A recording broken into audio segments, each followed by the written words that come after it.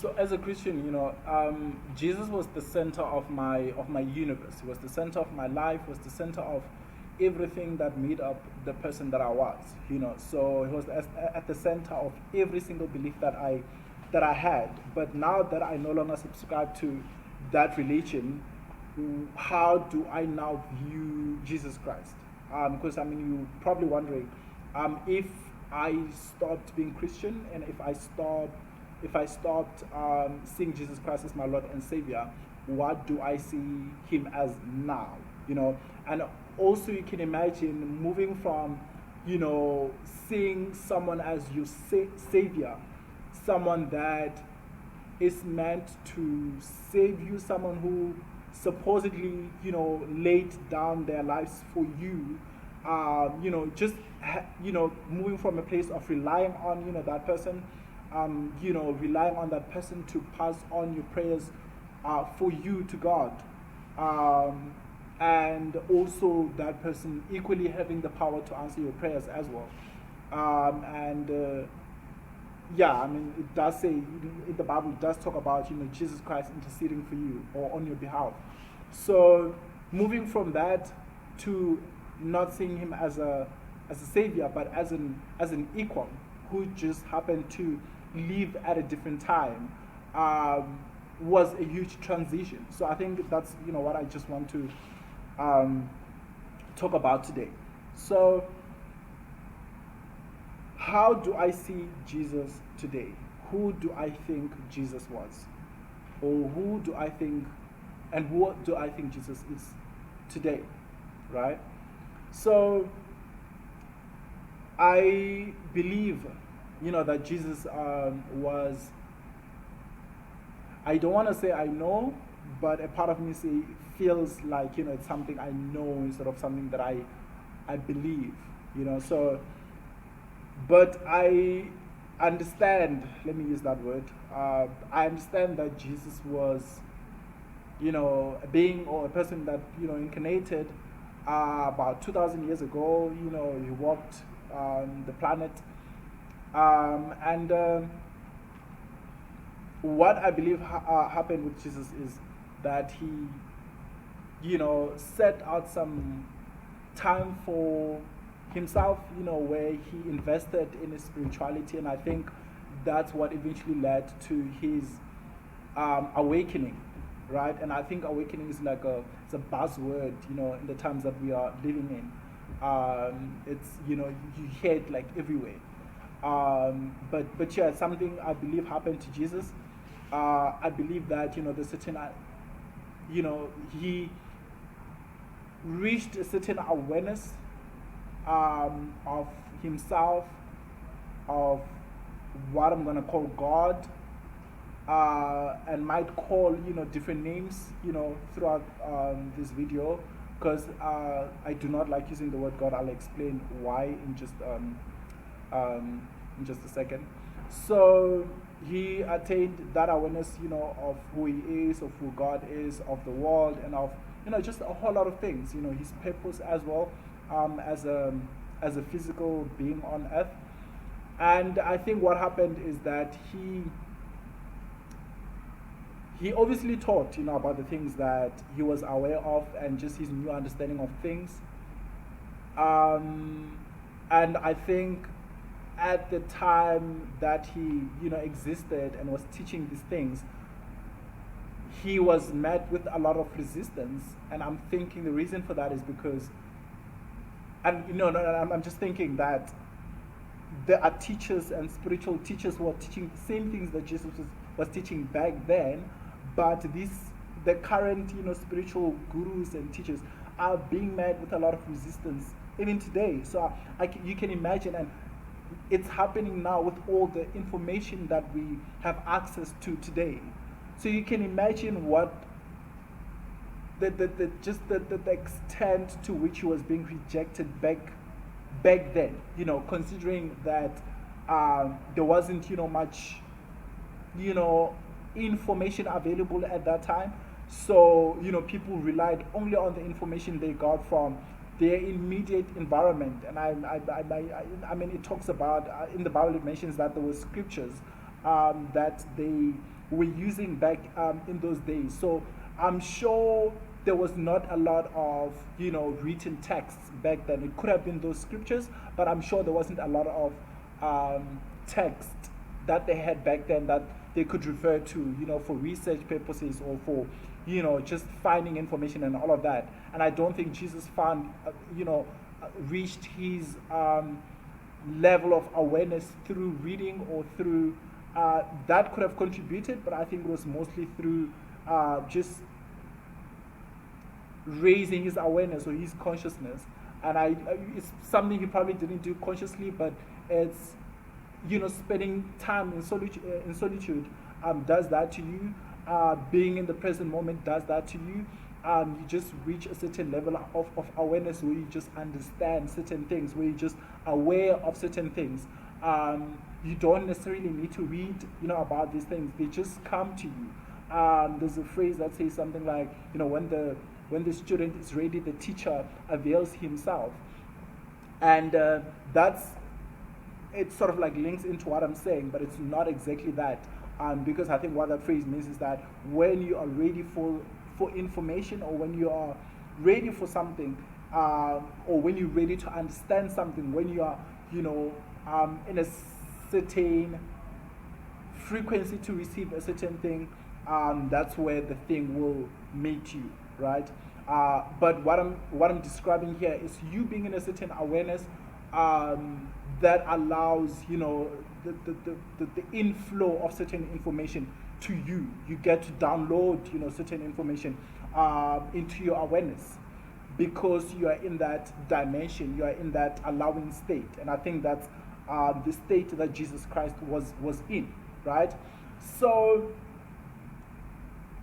I think what happened was Jesus obviously conveyed his teachings to his people, or to the people that he was with at that time, but because of how I don't want to say political, but how political and religious it was, or how political and religious that society was, then obviously he was met with a lot of resistance, and I think that's what contributed to him being met with resistance, and I think that's the reason these spiritual teachings are being met with resistance today is because of religion. I think it's mostly the attacks are usually from religion, or not even the attacks, but the misunderstanding I think comes mainly as a result of the prevalence of religion in our society today. So yeah, Jesus, obviously I believe he taught what he taught. Some probably understood him, some tried recording what he was saying, but you can imagine, like when you're sitting down and you're trying to write or note down what someone else is saying, it's very easy to miss what the person is saying. It's very easy for you to misunderstand what the person is teaching, and you could easily misinterpret the person's teachings, right? So yeah, as I was saying, there's time that that passes between Jesus existing, Jesus teaching his teachings, and his teachings being recorded in the languages that were being used at that time, to this information obviously being probably captured by the authorities of the time, and that information eventually years later being translated into different languages, and then even years later the main or the original translation, say for instance the original English translation being translated into different versions of English versions of the Bible and stuff. So or of Jesus Christ accounts, right? And that's why there is what there is today. I believe the misunderstanding of this guy called Jesus Christ, and I think the original people, probably some of them, I believe, and a good number of them, I believe, understood and captured the essence of what Jesus Christ was saying. And I do believe that there are those that missed, what he was saying. They didn't really get it. But those that got it, I believe, they got down his teachings. I believe his disciples also, really got his message. Some of them probably did, and some of them probably didn't. But also, I think, so one thing I want to emphasize here is what is, encouraged in the Bible, about the disciples is that, or the main narrative that is pushed in the Bible about the disciples is that they were still following Jesus, right? They were sort of like, not, I'll use servants for lack of a better word, but they were still sort of like servants of Jesus Christ. And I think that would go sort of like against his message of, because I think his main thing was teaching them that they are in front of God as he is in front of God. Because I think what's taught in the Bible is that Jesus Christ is here, we are following Jesus Christ, we are his followers, and that's the narrative that is taught in the Bible. And I think the new understanding of Jesus Christ that I have now is he was someone that God spoke through, or to paraphrase that, let me rephrase that. But he was someone that, because I believe and I know that God, and I'll, in my next video, I'll try to talk about my understanding of God. But, God is in, I was with a friend just now and he was, explaining, he was saying the same thing. And I'm like, oh, I want to talk about that. Just how God is in everything that has been created, that everything that has been created is the manifestation of God. When you look at yourself in the mirror, that is, you are a manifestation of God. So I'll use an analogy of the ocean and the waves, and it's a beautiful analogy that I think helps me understand God, and how God manifested into all that has been created, but how they are still one. But the waves are the manifestation of the greater thing. They're not separated, but then these are just temporary manifestations of this bigger thing. And I think let me stop using the word I think, but we as humans, and as humans, as the creations of or the creation of the Creator, we are a part of the of the Creator. The Creator manifested through every single one of its creations. You understand? So the Creator is in all of its creations. Every single one of the creations represent the Creator, right? Jesus was one of those, and we all are. Jesus was teaching about that. He said, me and the Father are one. And Father, I think, the context of the word Father, from something I once read, is that it meant source. Me and the source are one. Me and, my source are one.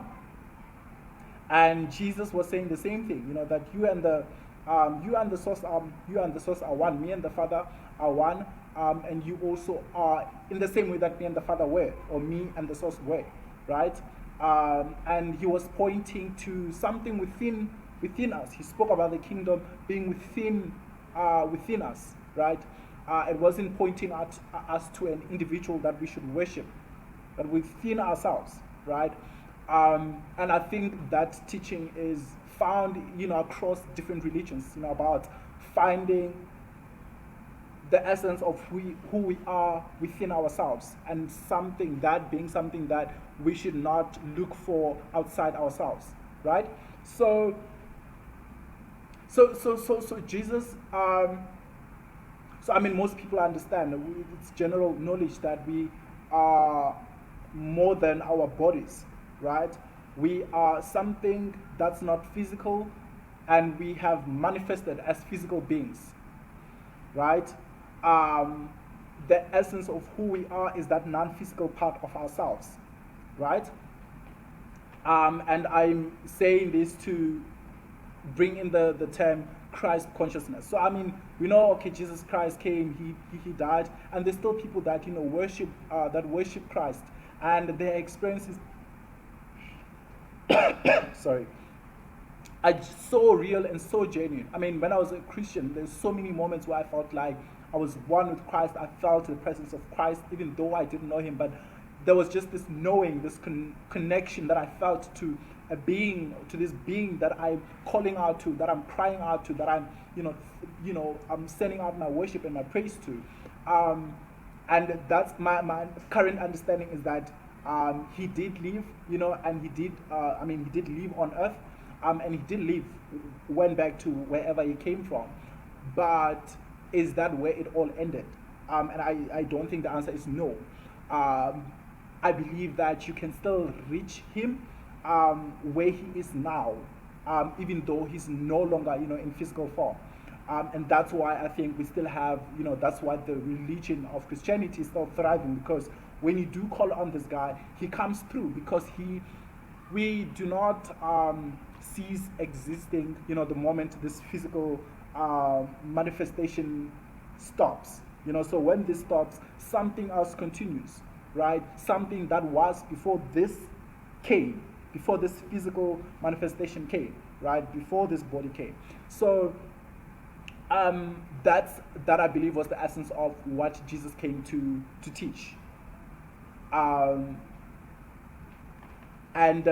So in terms of where I'm at with Jesus now, because I understand that he came to exemplify what our relationship with our Creator and with our source can be or can look like, there's no need to wake up every morning, in my understanding, and call out to this guy. What instead one can do is to take his teachings and try to not even live by them, but try to, I don't want to say emulate his life experiences, but to embody his teachings, right? Trying to understand. I think maybe that's where one can start, trying to understand what this guy was teaching and trying to live it out, to experience the stuff that he was saying, and understand the things that he was saying on your own, through your own experiences, and coming to a realization of yourself, of the Creator, and of the world, the same realization that he came to, right? And basically what I mean is getting to the same, not getting to the same, but raising your consciousness to the same level that he had done. And I think that's where you are able to understand yourself the same way that he did, and that's where you're able to understand other people, the same way that he did, to understand your source the same way that he did, and to understand your place in this world and God, and all the different things that he taught. But one thing I understand is that he was not the full, okay, let me rephrase that. He was the full manifestation of God in the same way that we all are, but you cannot, God is eternity, right? You cannot exhaust God. God's, so Jesus, having come 2,000 years ago, did not come and teach everything there was to be taught about this being, which is our God, or which is our source, or the universe, right? The day Jesus Christ died, if someone else, decided, I want to, reach the same level of awareness and consciousness that Jesus Christ did, they would have been able to, right? So it's not only, for the selected few. It's something that I believe everyone can it's an awareness that I believe everyone can attain, right? So this God has been expressing itself all this time. It didn't end when Jesus left. You understand? And what I'm trying to get at here is that you taking a book, you taking a book, a Bible, and say, this is where all of God's teachings are, this is where it all ends, this is the whole truth, that is very limiting You understand? Because you are basically saying that God, or the creator of all that is, spoke through this one book and ended there. Okay, that echo, it's not an echo, but that thing is back again. Sorry, I just had to adjust something there.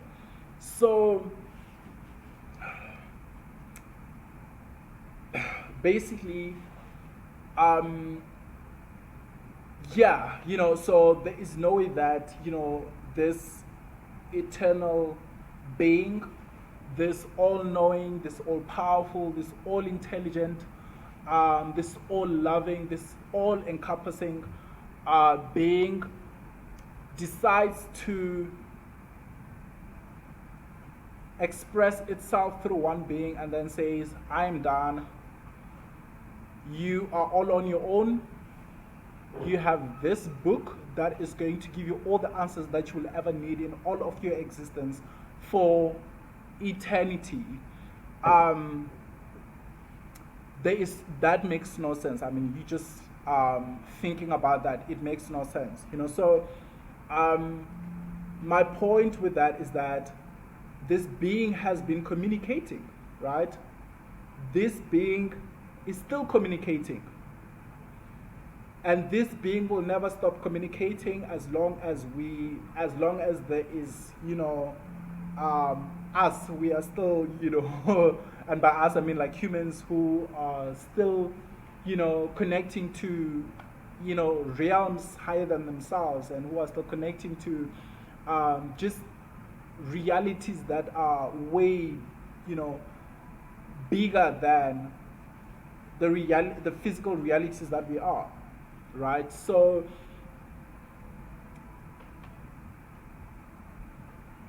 Jesus once mentioned something about going back to the source, right?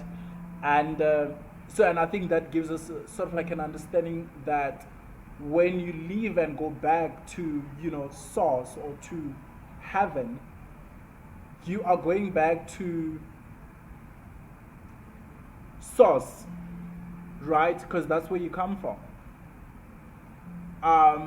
And that's something I'll probably talk about in in a different video, about whether you become one with source when you go back, or you are in the same dimension as source, or something like that. But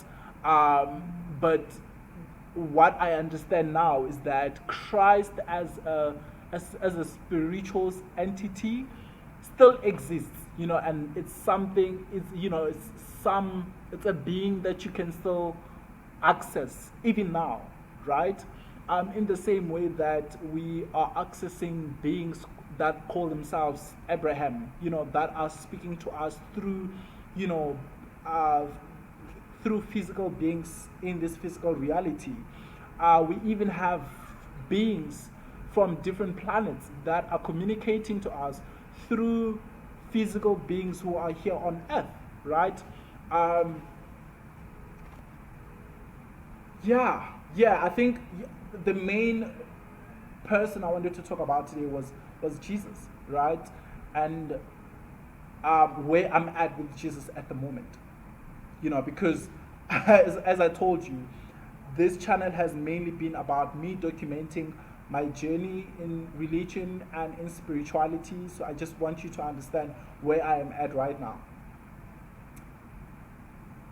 So I want to also talk about where I'm at with God, because as you can understand, in Christianity it talks about God being a male figure, being in heaven, seated up above, watching over all, is ready to punish, to punish us, and all of that. So, but my understanding of God is different now, so I want to also talk about that. And also talk about my experiences of feeling connected, feeling one with this entity that we call God, and also just the usage of the word God, and how, whether, and I mean, I still use it because that's like the general understanding of this being. I think whether you call it God or, this or that, we're all referring to one being, but then when you use the word God, usually there's a certain picture that one gets, in their mind. So I also want to just talk about that, to say, because even with me, like, I don't like using the word God for a reason, and I just want to, give the reasons as to why I do not do that. But one thing I also wanted to, mention is there's a book, there are apparently, books that were left out of the Bible that Christians or the general Christian community does not believe, should be in the Bible, and does not, believe that it's not aligned with the teachings of the Bible. And one thing I have to say on that, and I think I'm bringing that in to support what I've been saying, and to say these texts, the original, account of Jesus Christ, were in the hands of people, and there was a lot of human influence in how they're distributed to the world. This being called God would have been unwise, if that's a word, to give the responsibility of distributing certain teachings, about the world and about ourselves to only a group of people.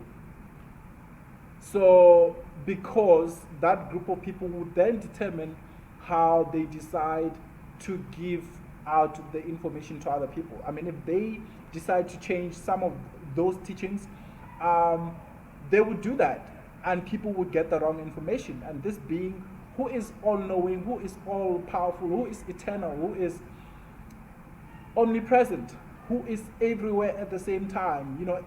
Imagine such a being giving the responsibility of telling the world about salvation to only, one individual, and says, you will be born in this village, you will teach these people, 12 guys. These 12 guys will share this with the whole world. The whole world. And this is critical information that affects your salvation, right? And salvation, I don't mean it in the Christian context, but I think, there's like a general understanding of what salvation is, outside of religion. And I think I mean it in the sense of information that pertains to your well-being, to your identity and to who you are as a soul, as as a physical being as well. You understand? Because if you have false information about who you are, then how you carry yourself out will be very limited. But when you access information that speaks to who you are, then I would refer to that as salvation. So you basically attaining information or an understanding or an awareness of who you really are, that then allows you to go beyond the self-limiting beliefs that you used to have previously. That for me sounds like salvation, right? So if this all-knowing being and all this all-powerful being would just give that responsibility to a selected few and say, you will spread this information all across the planet, and then that would have been unwise, but we know it wasn't like that. And that's why the beings that, or the people that obviously collected the Bible and compiled it, because obviously it was different books, different texts that were combined into one book, they decided to include information that worked for whatever agenda they had. And that's why they excluded books like the Book of Thomas. Because when I listen to this book, it sounds, the information in there is very much what is being taught today by all the spiritual teachers of the world. You understand? It has what I believe are the most correct teachings, or close to correct teachings, of Jesus Christ. But one thing that I want to mention, even though this video is dedicated on Jesus Christ, I want to mention that I don't believe anyone even has to learn what Jesus taught. I don't think anyone even has to learn about Jesus Christ. Jesus Christ came, he taught, and his time was up. He continues to teach, of course, but my point with that is that you, as equally capable of attaining the awareness and the consciousness that he had, and of realizing the things that he also realized. And he did also say that you'll have, greater capabilities than I did. So that on its own should tell you that you are capable of way more than you think you are, right? But it is up to you to realize what it is that you are capable of, and just how far your strength and your capabilities can stretch, and also your awareness of yourself and of God and of the world and of just the things around you and your reality and everything that exists. You understand? So see yourself as a being that is capable of, or see yourself as a full manifestation of all that is,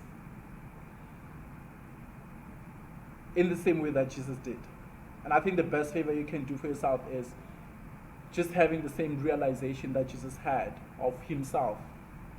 And I think once you get to that level, you have transcended the world of form, the world of physicality, like just the physical world that we find ourselves in.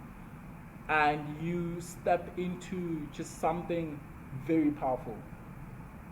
And I think all the spiritual teachers that we have today, Eckhart Tolle being the first one on my mind, being one of the greatest teachers of our time, is basically just teaching about being present and being, the kingdom of heaven being on the inside of you. Same thing that Jesus Christ is teaching. So there's really nothing new here. It's just the same teachings being recycled over and over again. But it's not that they're being recycled. We are just having. It's when you step into that level of awareness, when you allow yourself to realize these things, when you become ready as a student, then the teachings then just show themselves to you. They just reveal themselves to you, and they just make themselves understandable to you. And I think that's where I'm just gonna live it, that and I think that's the encouragement that I would leave with all of us, is that let us learn from this guy, so that we can attain the level of awareness that he had attained. And I believe that's connected to our purpose on earth. I think that's how we can be led to the knowing of our awareness, as of the awareness of our purpose, as the beings that have chosen to incarnate at this time. So thank you for being here. Thank you so much for watching this video. Thank you so much for spending your time here. I appreciate it. Thank you for spending time with me. I really, really miss a lot. I will see you in the next video.